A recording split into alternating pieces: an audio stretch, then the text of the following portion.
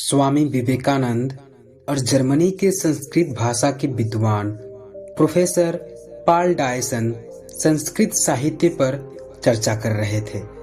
किसी कारणवश प्रोफेसर साहब को उठकर बाहर जाना पड़ा। स्वामी जी पास खड़ी एक किताब उठाकर उसके पन्ने पलटने लगे। वह कविताओं का संकलन था। वे उसे पढ़ने में लीन हो गए। थोड़ी देर बाद प्रोफेसर डायसन अपना काम निपटाकर लौट आए, लेकिन स्वामी जी किताब पढ़ने में इस कदर खोए थे कि डायसन के लौटने का उन्हें पता ही नहीं चला। कुछ देर बाद डायसन को लगा कि स्वामी जी जानबूझकर उन्हें नजरअंदाज कर रहे हैं। पूरी किताब पढ़ने के बाद जब स्वामी जी ने अपनी गर्दन ऊपर उठाई तो डायसन को सामने बैठकर इंतजार करता पाया। वे बोले, क्षमा कीजिएगा, मैं पढ़ रहा था, इसलिए आप कब आए इसका पता नहीं चला।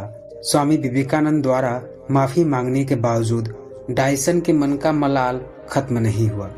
उन्हें यही लगता रहा कि स्वामी जी ने जानबूझकर उनकी उपेक्षा की। स्वामी विवेकानंद उनके मन का भाव जान गए। उन्हें दुख हुआ।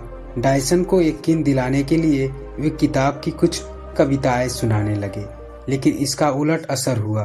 कविता की पंक्तियां सुनने के बाद डायसन ने कहा, लगता है आपने यह किताब पहले भी पढ़ी है। डायसन के इस तरह सोचने का कारण यही था कि 200 पन्ने वाली किताब कोई व्यक्ति इतने कम समय में नहीं पढ़ सकता था। वे बोले, किताब की सारी कविताएं आधे घंटे में याद हो जाना मुमकिन ही नहीं है। इस पर स्वामी विवेकानंद ने कहा, मिस्टर डायसन, जीवन में सबसे महत्वपूर्ण है एकाग्रता। एकाग्रता जितनी अधिक होगी आपका समय उतना ही कम लगेगा या काम का परिणाम उतना ही ज्यादा होगा। तो दोस्तों, क्या आपको पता है, हम जितना ज्यादा अपने आप को एकाग्र कर पाएंगे उतना ही कम समय में हम अपने कामों को पूरा कर पाएंगे।